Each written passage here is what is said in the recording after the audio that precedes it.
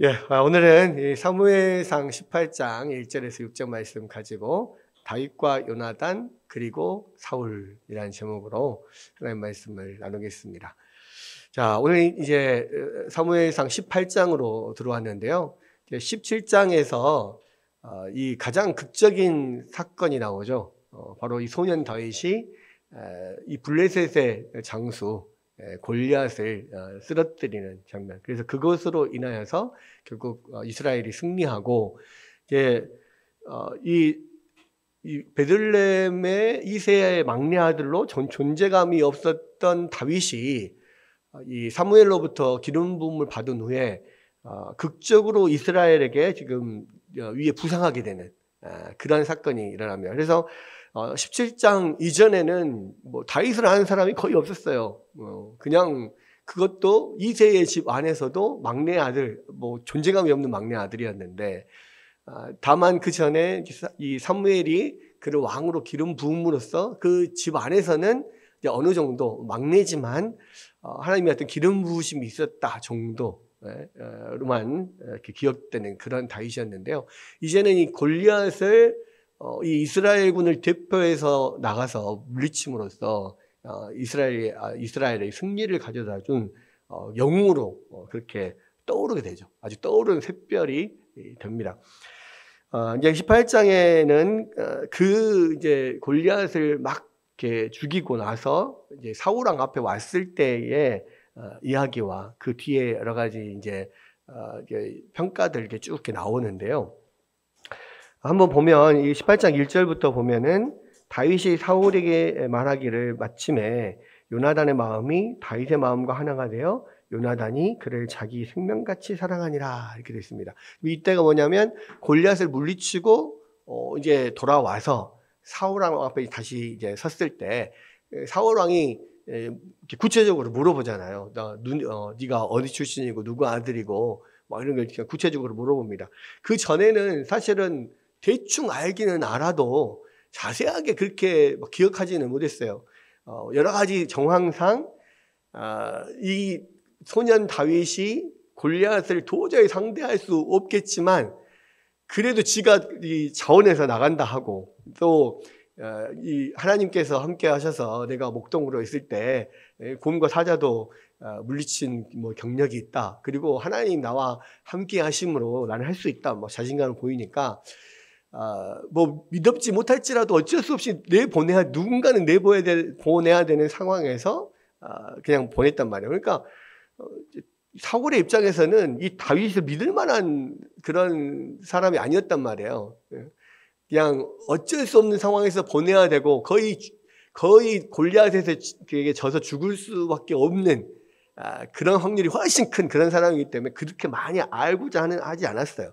근데 이제 막상 보냈는데 그 다윗이 골리앗을 이겨버리고 승리를 가져다 주니까 놀래서 이제 도대체 쟤는 누구냐 불러와라. 그래서 이제 물어보는 거죠. 자, 그러니까 이제 이 다윗이 이렇게 이야기를 하죠. 내가 베들레헴 사람 이새의 아들입니다. 뭐 이렇게 이야기를 하고 났을 때 이제 그때입니다.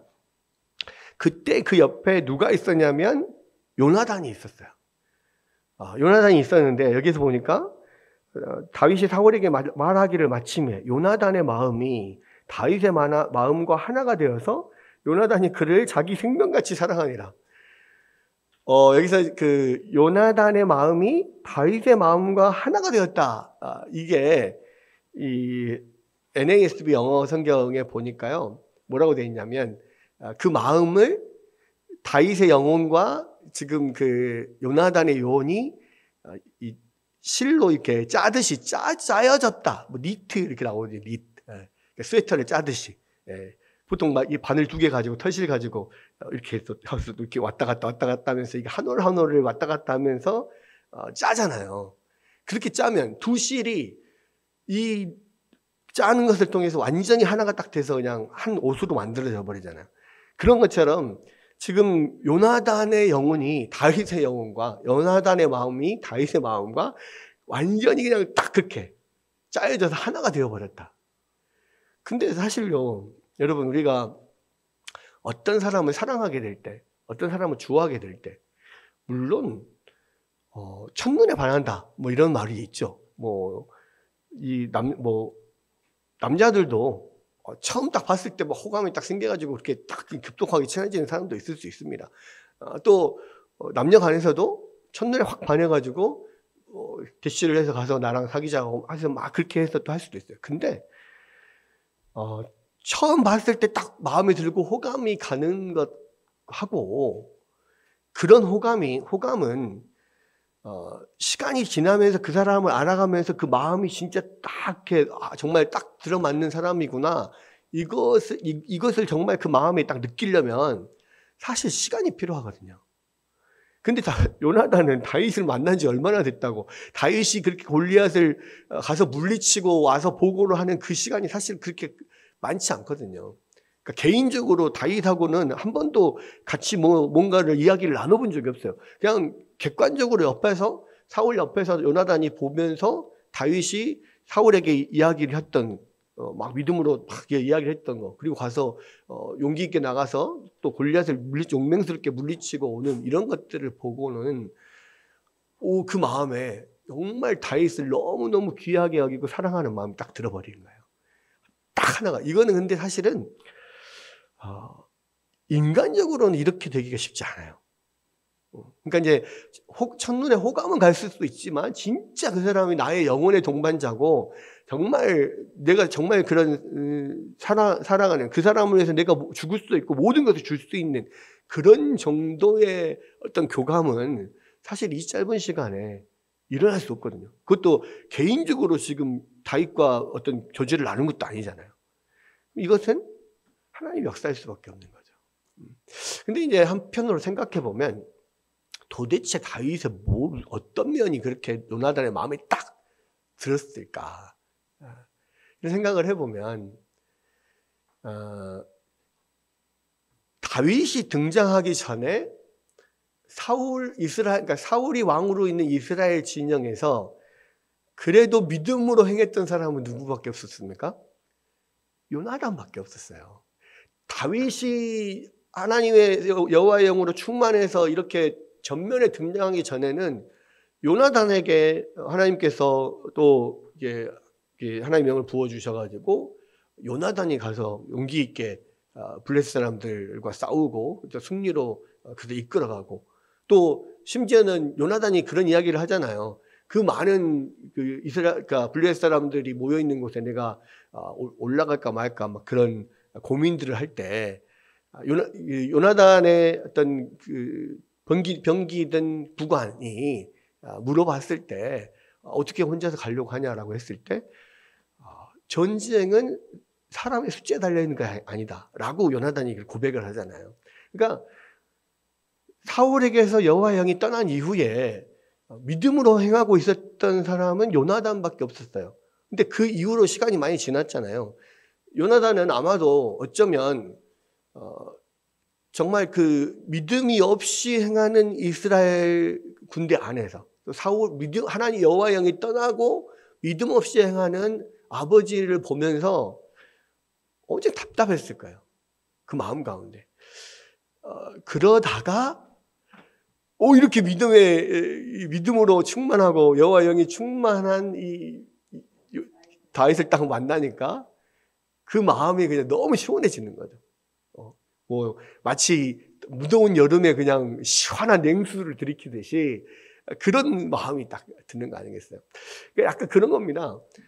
정말 믿음이 있는 사람들이 주변에는 아무도 믿는 사람이 아니에요. 다 우상숭배하고 막 다 그런 사람들 안에 있다가, 그러니까 이제 그런 집으로 보통 많은 경우 옛날에 믿음이 있는 처녀가 전혀 그렇게 믿음이 없는 집안으로 결혼을 해가지고 시댁에 들어가는데 온통 그냥 제사 날이면 날마다 제사를 드려야 되고 막 그런 분위기 너무 힘들게 있다가 새로 동서가 하나 들어왔는데 믿음이 아주 좋은 동서가 딱 들어왔어요.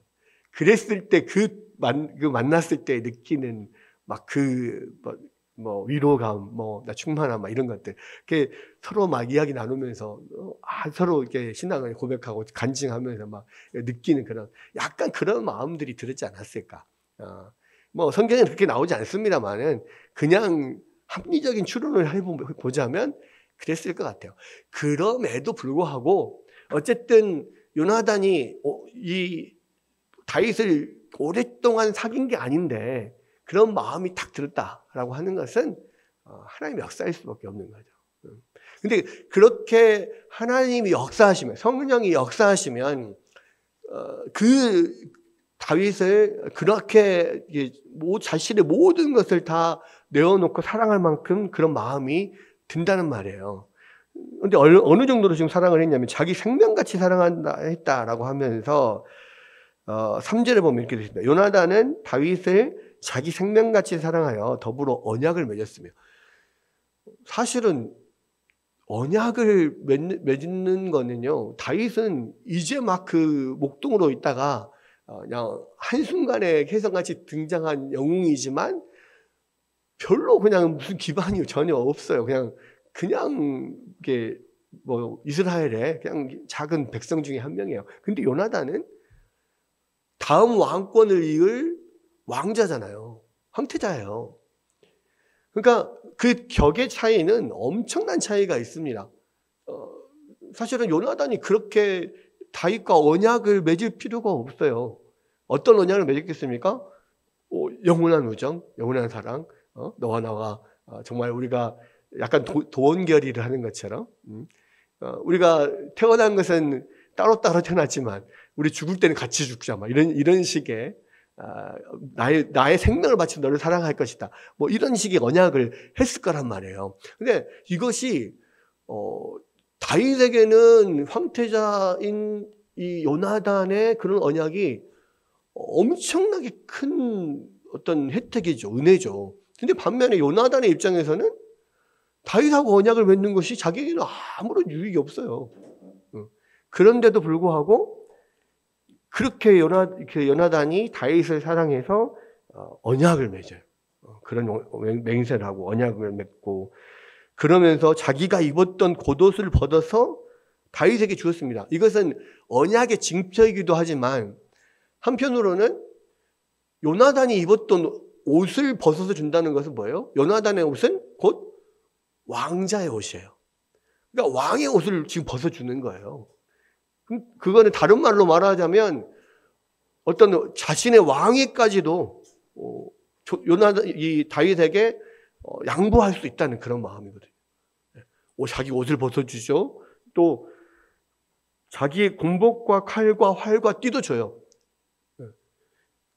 그것도 하나의 자기가 가지고 있는 어떤 군사적인 군사력, 군사권 뭐 이런 것들도 다 넘겨준다. 그러니까 자기에게 있는 가장 큰 힘, 이런 것들을 다 너에게 주겠다.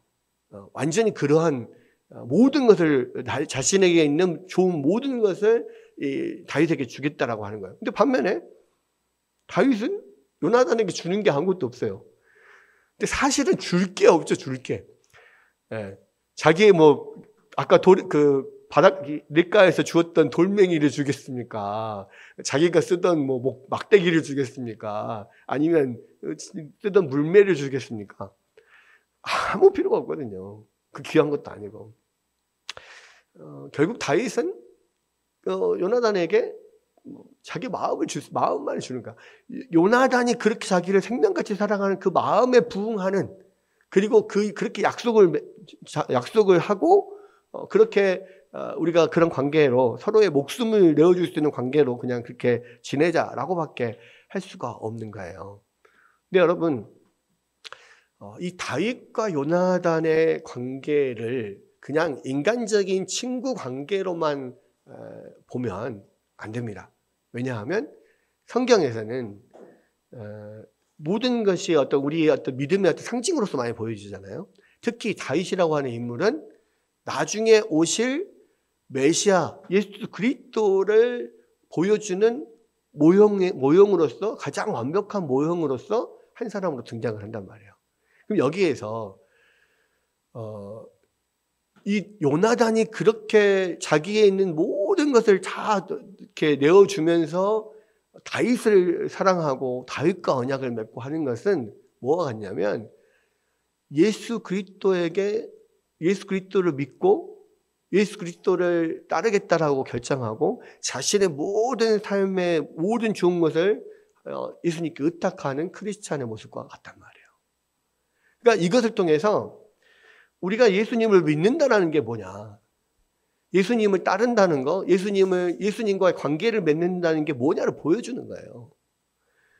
여러분, 물론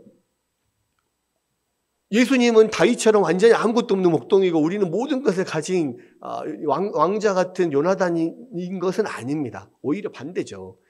예수님은 우리 모든 것을 가진 세상의 왕이시고 우리는 그냥 일개 목동에 지나지 않아요. 반대입니다. 그러나 뭘 이야기하고 싶은 거냐면, 우리가 예수님을 따를 때 요나단이 다윗과의 관계를 맺고 다윗에게 자기가 있는 그 모든 것을 다 넘겨주고 그 다윗을 생명같이 사랑한 것처럼 우리가 예수님을 믿는다는 것은 그런 거라는 거예요. 단순히 예수님은 나의 삶의 일부로 나에게 유리하면, 나에게 필요하면 받아들여서 사용하고 아니면 버리고 그런 관계가 아니란 말이에요. 나 자신의 모든 인생을 걸고 자신의 모든 것을 드리고 그래도 기뻐하는 것, 그렇게 그 예수님을 나의 구주로, 나의 주인으로 받아들이고 섬김으로써 기뻐하고 즐거워하는 것, 이것이 바로 예수님을 섬기는 거다, 예수님과 관계 맺는 거다라는 것을 요나단을 통해서 보여주고 있는 겁니다. 반면에 이 예수님과의 관계가, 그러니까 이 요나단과 이 다윗과의 관계는 예수님과 바른 관계를 보여주는 반면, 사울과 다윗의 관계, 그리고 다른 백성들과 다윗의 관계, 이 관계는 잘못된 주님과의 관계를 보여주는 거예요. 자, 보십시오. 사울과 관계를 봐볼까요? 2절에 보면, 그날에 사울은 다윗을 머무르게 하고 그의 아버지의 집으로 다시 돌아가기를 허락하지 아니하였고. 무슨 이야기입니까? 자, 사울도 사실은 다윗을 사랑했어요. 보십시오. 5절에 보면 다윗은 사울이 보내는 곳마다 가서 지혜롭게 행하며 사울이 그를 군대의 장으로 삼았더니 온 백성이 합당히 여겼고 사울의 신하들도 합당히 여겼더라. 모든 백성들도 합당하게 여겼어요. 사울도 자기가 보낸 곳마다 다윗이 지금 지혜롭게 행하고 또 승리하고 돌아오고 그러니까 사울도 얼마나 그 다윗을 사랑하겠습니까? 사랑하는 마음이 있겠습니까? 그러나 사울은 기본적으로요, 왜 다윗을 사랑합니까? 자기에게 유익을 주니까.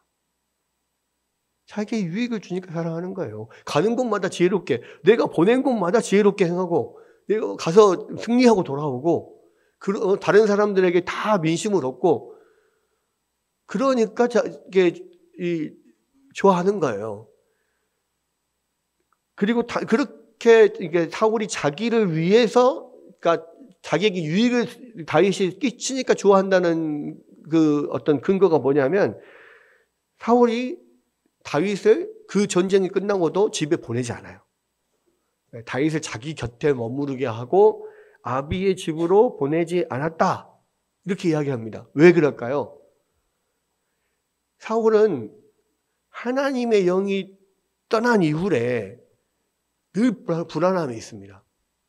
그래서 뛰어난 인재들을 자꾸 자기 옆에 두고 자기를 보호하려고 해요, 항상. 그러니까 지금 항상 뛰어난 인재를 보면 다 자기 곁에 뒀다라고 그 앞에서도 나오거든요. 그러니까 다윗을 보면 다윗처럼 용맹스럽고 뛰어나고 믿음이 확실하고 또 보니까 하나님이 함께 하시는 것 같아요. 그런 사람이 내 옆에 있으면 좋겠다 싶어가지고 나를 지키기 위해서, 나를 보호하기 위해서 그런 뛰어난 인재를 놔두는 거예요. 그리고 그 사람의 형편 생각하지 않아요. 지금 그냥 아버지 심부름 왔다가 갑자기 졸지에 왕 옆에서 왕을 섬기게 됐어요. 아니 그러면은 집에 보내가지고 아버지 야차차차 해서 이렇게 해서 내가 왕 옆에 섬기게 됐습니다. 소식이라도 좀 전하고 이야기하고 허락도 받고 오고 이렇게 할 수 있잖아요. 근데 전혀 그런 부분에서 비교를 하지 않아요. 그냥 당장 내 옆에 있어라. 왜 그렇습니까? 그러니까 다윗을 엄청 좋아하고 사랑합니다. 근데 왜 그래요? 자기의 유익이 되니까. 결국은 뒤에 보면은 자기보다 다윗이 높아지는 것 같으니까 다른 사람이 그러니까 다윗이 모든 사람들에게 추앙을 받고 자기보다 더 왕 같은 그런 어떤 대접을 받으니까 바로 그냥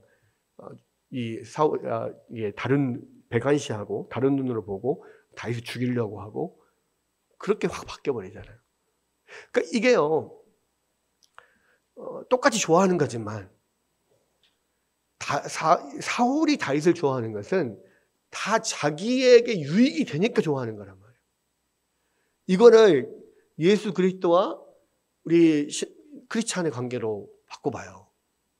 내가 예수님을 믿고 따르는 것이 나에게 유익이 되니까 내가 힘들고 어려울 때 붙잡을 수 있는 어떤 그런 피난처가 되고 내가 어려울 때 도움을 주시는 그런 분이니까 그래서 내가 예수님을 붙잡는다. 근데 그러면 그러니까 내가 예수님 꼭 복 받고자 해서 그렇게 붙잡는다고 하면요.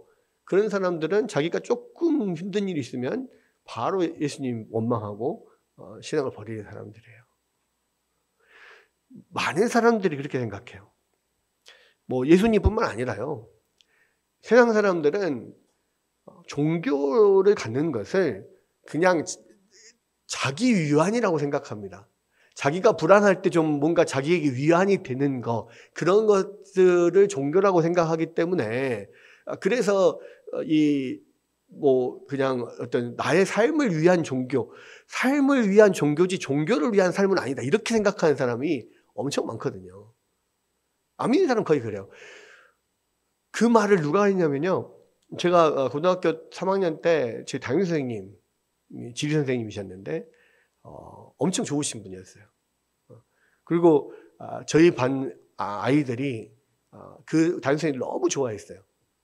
재밌기도 하고 수업도 잘 가르치시고 엄청 사람이 좋은 분이어가지고 고등학교 때 그래서 그 선생님 집 찾아가서 놀러 가가지고 막 그렇게 방학 때 뭐 그렇게 하기도 하고 아니면 이 선생님이 숙직하시는 날 그때는 선생님도 돌아가면서 주말에 숙직을 했거든요.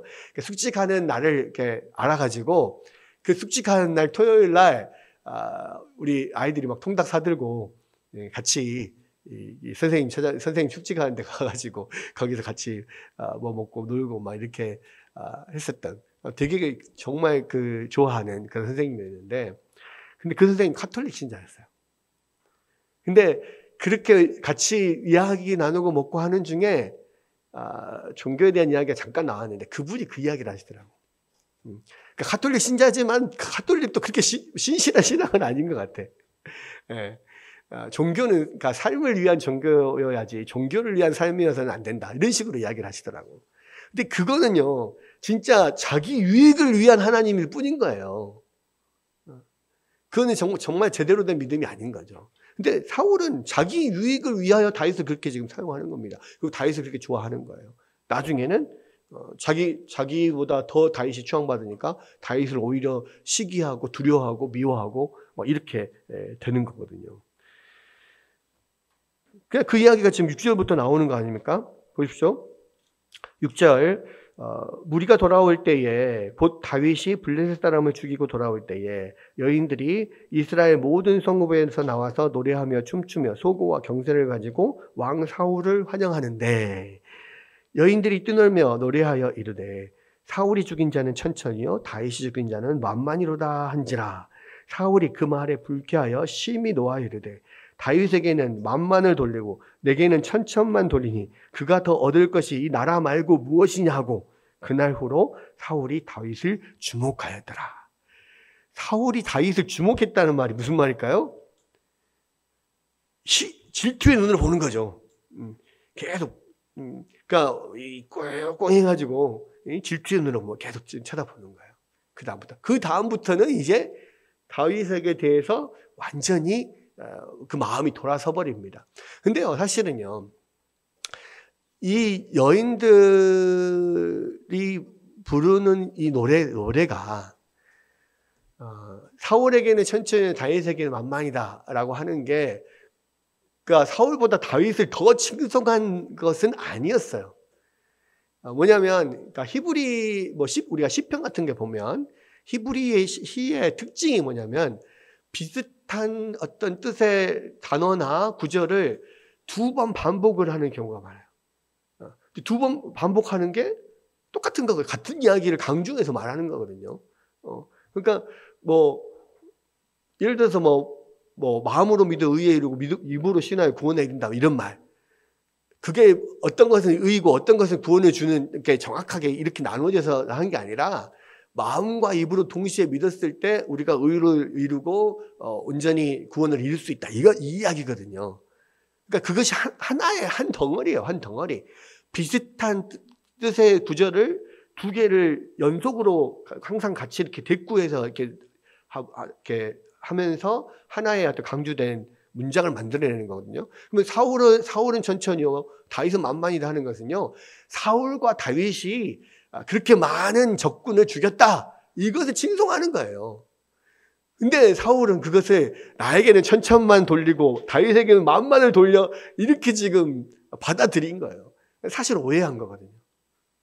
근데 왜 오해를 했냐면 사울에게는 늘 그 마음 가운데 불안함이 있는 거예요.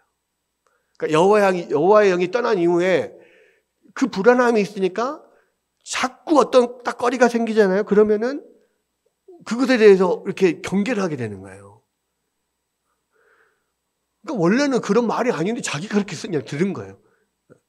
근데 여러분, 이게요, 사실은 우리도 많은 경우가 그래요. 우리가 그 앞에서 이제 우리가 설교할 때, 저도 이제 이렇게 막 설교할 때 보면 어떤 분은 똑같은 설교인데요, 어떤 분은 그 설교를 딱 듣고 마음이 그냥 꽉 닫히면서 꽁해지면서 나에게 이런 나들이라고 이 소리를 했구나, 막 이런 식으로 받아들이는 분들이 있습니다.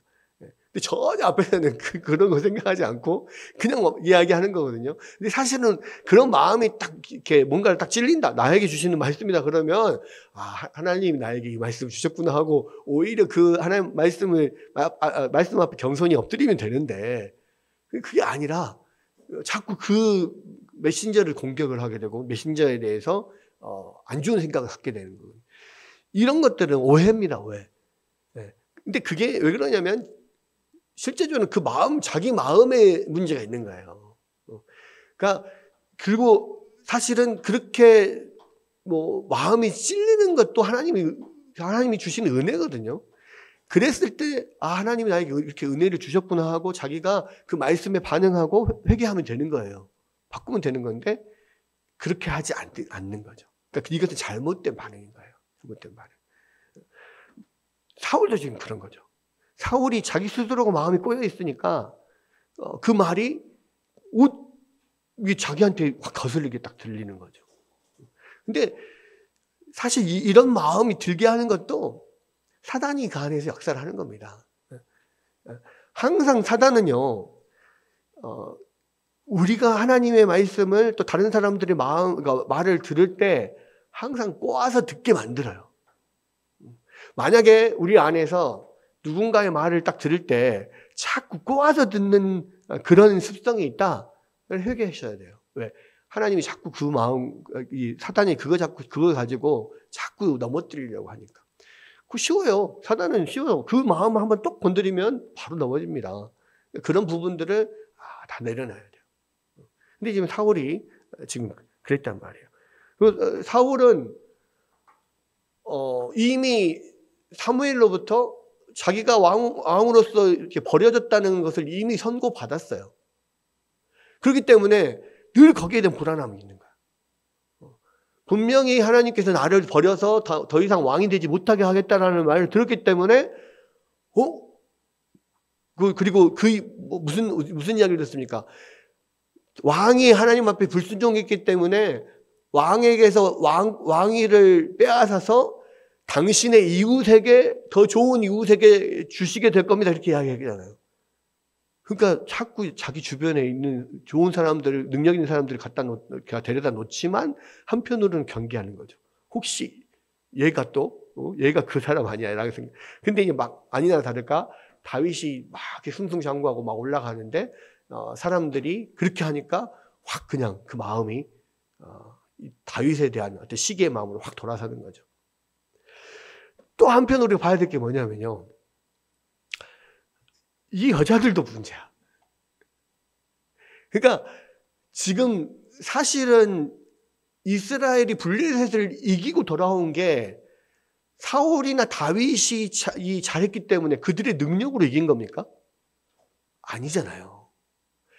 하나님이 기적적으로 그 목동 다윗을 사용하셔가지고 그 말도 안 되는 돌멩이를 가지고 그 엄청난 용장은 골리앗을 이렇게 물리친 거잖아요. 이것은 하나님이 하신 거예요. 다윗도 자기가 이것을 했다고 하지 않고 너는 골리앗, 너는 칼과 창과 단창으로 나에게 나오지만 나는 네가 모욕하는 만군의 여호와의 이름으로 나간다라고 고백하고 나가잖아요.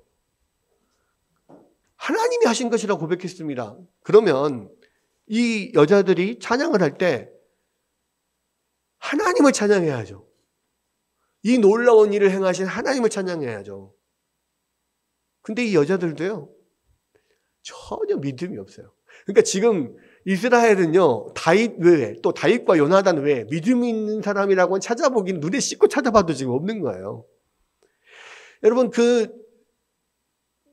모세가 출애굽을 할 당시에 홍해가 갈라지고 그곳에 애굽 병사들이 군대가 와가지고 완전히 이렇게 수장되고 몰살될 때 미리암이 속옷을 들고 여인들과 춤추면서 찬양하면서 뭐라고 찬양을 했습니까? 그 기적을 일으킨 모세를 찬양했습니까? 아니잖아요. 하나님을 찬양했잖아요. 여러분, 모든 찬양은요, 하나님께 드려야 되는 거예요. 근데 이 여자들이 사람을, 다윗을, 사울을 그렇게 찬양하다가 결국은 이렇게 사울의 오해를 만들어내는 거예요. 여러분, 우리 교회에서도 마찬가지입니다. 하나님을 찬양을 하려면, 높이려면 전적으로 하나님만을 높이고 하나님을 찬양해야 돼요. 사람을 높이잖아요?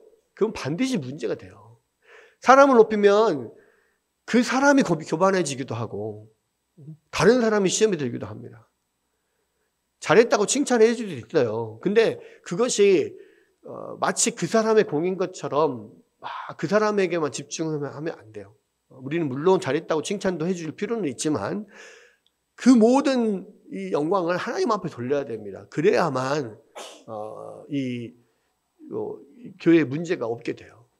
그래서 이제 그 아더 핑크라고 하는 그 목사님은 이 대목을 이렇게 설교하시면서 책에 그런 이야기를 써놨더라고요. 자기가 그런 것 때문에 항상 20년 동안 목회를 했는데 단에 서서 설교를 하고 나서는 그냥 바로 자기 서재로 들어가 버린대요. 보통 우리는 이제 예배 끝나고 나와가지고 뒤에서 이렇게 그 목사님이랑 장로님이랑 뭐 악수하고 인사하고 뭐 이렇게 하잖아요. 근데 전혀 그걸 안 했대. 무조건 설교 딱 하고 그냥 방으로 들어가 버렸대. 왜 그랬냐? 행여나 예배 가운데서 말씀 가운데 은혜 받은 성도들이 자기한테 뭔가 이렇게 칭찬하고 막 그렇게 하면 자기도 교만해지고 또 다 문제가 될까봐. 그래서 20년 동안 그렇게 했다는 거예요. 한편으로 너무 극단적이기도 하다라는 생각도 들지만, 그래도 그 마음이 혹여나 나나 아니면 다른 사람들에게 시험이 될 수 있는 것을 하지 않겠다라는 그런 마음이 그런 면에서는 참 존경스러운 면도 있더라고요. 그러나 그러니까 지금 이 여자들도 문제인 거예요. 그러니까 마치 하나님께서 이 모든 일을 하셨는데 하나님께 영광을 돌리지 않고 사울과 다윗에게 영광을 돌리다가 이런 일들이 일어나게 되는 거죠. 그러면서 이 사울이 그 마음 가운데 다윗을 향한 시기심이 불타오르니까 그 안에 있던 그런 시기심에 누가 더 기름을 끼얹습니까? 사탄이, 악령이 기름을 부어요. 10절에 보면 그 이튿날 하나님께서 부르시는 악령이 사울에게 힘있게 내리매 그가 그 집안에서 정신없이 떠들어대므로 다윗이 평일과 같이 손으로 수금을 타는데 그때에 사울의 손에 창이 있는지라 그가 스스로 이르기를 내가 다윗을 벽에 박으리라 하고 사울이 그 창을 던졌으나 다윗이 그의 앞에서 2번 피하였더라. 여호와께서 사울을 떠나 다윗과 함께 계심으로 사울이 그를 두려워한지라.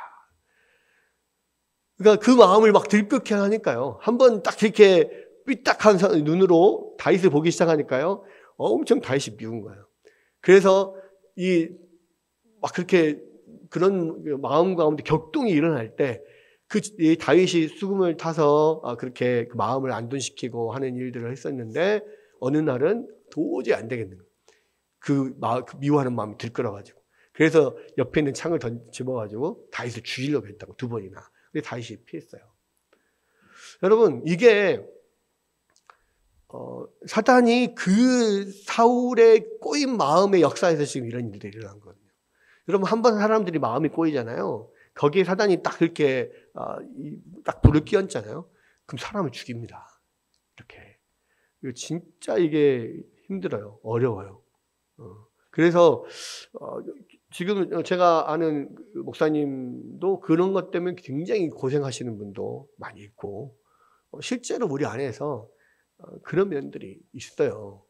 그래서 여러분들 우리의 마음을 사단이 우리를 좌지우지하지 않도록 늘 하나님 앞에 나를 쳐서 내어놓고 누군가를 미워하는 마음들, 시기하는 마음들이 만약에 생기면요, 그 하나님 앞에 다 내려놔야 돼요. 그리고 자신을 봐야 돼요. 그 사람을 보고 막 이렇게 미워하는 게 아니라 자기 자신을 봐야 돼요. 누군가 미워하는 마음, 정말 죽이고 싶도록 미워하는 마음이 생긴다? 그것은 그 사람이 이러해서 내가 그걸 미워하는 게 아니에요. 그 마음을, 미워하는 마음을 사단이 그 안에 주는 겁니다. 그러니까 그것 자기 자신을 돌아봐야 돼요. 또 한편으로 여러분 신앙생활 하면서요, 다윗처럼 진짜 아무런 잘못을 안 했는데도 그렇게 갑자기 창을 맞는 사람들이 있어요. 여러분 다윗이 지금 뭐 잘못한 게 있습니까? 하나도 없어요. 그냥 열심히 자기에게 주신 일을 믿음으로 했을 뿐이고 성과를 냈을 뿐이에요. 그런데 잘했는데, 자기 나름대로 열심히 잘했는데 사울에게 창을 맞아. 그것도 2번이나. 죽을 뻔한 거예요. 근데 여러분 교회 안에서나 어디에서나 뭔가 하나님의 은혜로 내가 가진 능력보다 더 큰 성과를 냈다. 그런 일들이 있었다. 첫 번째는 감사해야 되잖아요. 2번째는 반드시 창을 맞을 것을 여러분들이 생각해야 돼요. 세상이나 교회 안에나 마찬가지인데요. 사람들이 절대 다른 사람들이 잘된 꼴을 못 봅니다. 괜히 사촌이 땅 사면 배 아픈 게 아니에요. 괜히 아파요, 괜히. 여러분, 그래서 뭔가 내가 하나님의 은혜로 내가 뭔가 잘 됐다. 내가 뭔가 성과를 나의 능력보다 더 좋은 성과를 냈다. 그러면 첫째는 감사해야 되고요. 둘째는 창 맞을 줄 아셔야 돼요. 창 맞는 것이 당연한 겁니다. 다윗이 그랬죠, 다윗이. 그래서, 그럼 창을 맞았을 때, 내가 맞을 걸 드디어 맞았다. 이렇게 생각하시면 돼요. 저 사람이 왜 나에게 창을 던지냐? 왜 나를 미워하냐? 그 사람에게 주목할 필요 없어요. 근데 그렇게 내가 창을 맞음으로써 결국은 그것이 또 다윗을 성장시키는 거거든요. 여러분, 우리가 웨스트민스터 신앙고백서에서도 계속 배우듯이요. 하나님을 믿는 자들에게는요, 그 모든 고통과 시련이라는 것이 다 우리에게 유익을 위해서 주시는 거예요, 하나님이. 그러니까 전혀 이유를 모르는, 아무 이유도 없이 그냥 창을 던진다니까, 사람들이 나에게. 그것은 저 사람이 미쳐서 그런 게 아니고, 저 사람이 나를 미워해서 그런 게 아니고, 그 모든 하나님의 자녀들에게 오는 그런 시련과 고통은요, 나의 유익을 위해서 하나님께서 허락하신 거예요. 그렇게 믿어야 됩니다. 그러니까 아무 이유도 없어요. 그래서 감사해야 돼요. 하나님이 이 일을 통하여서 내가 자고해지지 않도록 또 하나님이 이것을 통하여서 다시 한번 내가 더 단단해지도록 하나님께서 저 사람을 사용하시는구나, 이렇게 생각해야 된다고요. 어쨌거나 사울은 다윗을 좋아하되 자기에게 유익이 될 때만 좋아해요. 세 번째를 보면은 뭐라고 되어 있냐면 이 16절에 보면 온 이스라엘과 유다는 다윗을 사랑하였으니 그가 자기들 앞에 출입하기 때문이다 그랬습니다. 백성들도 다윗을 사랑했어요. 근데 백성들이 왜 다윗을 사랑했냐면요, 백성들도 다윗이 자기들을 앞장서서 지켜주고 앞장서서 모든 대적을 물리쳐주고 하니까 그게 사랑한 거예요. 여러분, 이게 이스라엘 백성들이 왕을 세우기를 원했던 이유가 그거였잖아요. 우리 앞에 서서 우리의 전쟁, 우리의 싸움을 싸워서 이길 사람, 이런 왕을 세워주십시오 했잖아요. 그 자기들의 어떤 그 기호에 자기들이 원하는 것에 딱 맞기 때문에 다윗을 사랑했던 거예요. 여러분, 이것도 마찬가지입니다. 그러니까 자신의 일을, 자신의 직무를 잘하면 사람들이 사랑해요. 근데 이것도 이유 있는 어떤 사랑인 거죠. 여러분, 하나님을 사랑할 때요, 그러니까 다윗을 예수님의 모형이라고 봤을 때, 예수님을 사랑할 때 그냥 예수님이 우리의 모든 일들을 잘 인도해주시고 보여주시고 그러니까 사랑하냐, 그게 아니란 말이에요. 다윗에게는 모든 그런 뭐 어려움과 시련들도 있고 유익을 줄 때도 있지만 또 우리에게 여러 가지 어려움이 될 때도 분명히 있고 그렇단 말이에요.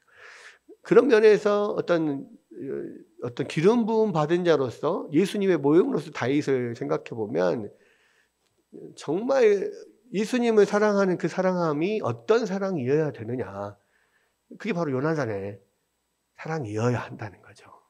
그것은 어떤 뭐 동성애 간의 사랑 이런 게 아니고, 친구 간의 우정 이런 것도 아니고, 진짜 자신의 생명을 다 바쳐서 모든 것을 다 드리고 모든 것을 기뻐하고 하는 그런 사랑이어야 한다는 거죠. 그래서 우리는 예수님을 믿을 때 예수님께 모든 것을 드리고 예수님의 모든 계명을 기뻐 즐거워하며 지키고 순종하고 이렇게 하는 겁니다. 예수님이 그래서 그랬잖아요. 나를 사랑하는 자는 나의 계명을 지키는 자라야 한다. 결국은 우리가 주님을 사랑하는 것은 우리의 모든 것을 내어드리고 우리의 모든 순종을 내어드릴 때 그것이 주님과의 바른 사랑의 관계다라는 것을 지금 이 세 사람의 유형, 다윗과 요나단, 또 사울, 또 이스라엘 백성들 간의 관계를 통하여서 어떤 것이 주님과의 어떤 관계 맺는 그런 사랑인가, 이런 걸 지금 보여주고 있는 겁니다. 그리고 그러한 사랑이 우리 안에서 그냥 갑자기 나오는 게 아니에요. 사실은 그러한 사랑도 성령께서 우리 가운데 주시는 거죠. 인간적으로 봤을 때는 요나단이 그렇게 다윗을 그냥 그렇게 좋아할 수가 없잖아요. 아무런 이유가 없어요. 성령께서 우리 안에 주시는 거죠. 그래서 우리는 그러한 사랑도 우리가 하나님께서 우리 가운데 주시도록, 요나단 같은 그런 사랑을 우리에게 주시도록 하나님 앞에 기도하고 간구해야 됩니다. 그런 다윗과 요나단과 사울과 백성들과 이런 모든 관계 안에서 우리가 어떻게 주님을 사랑해야 되는가, 이런 것들을 다시 한번 생각하면서 정말로 또 주님의 그런 주님과의 깊은 교제 관계를 누리는 여러분들 되시기를 주의 이름으로 축복합니다.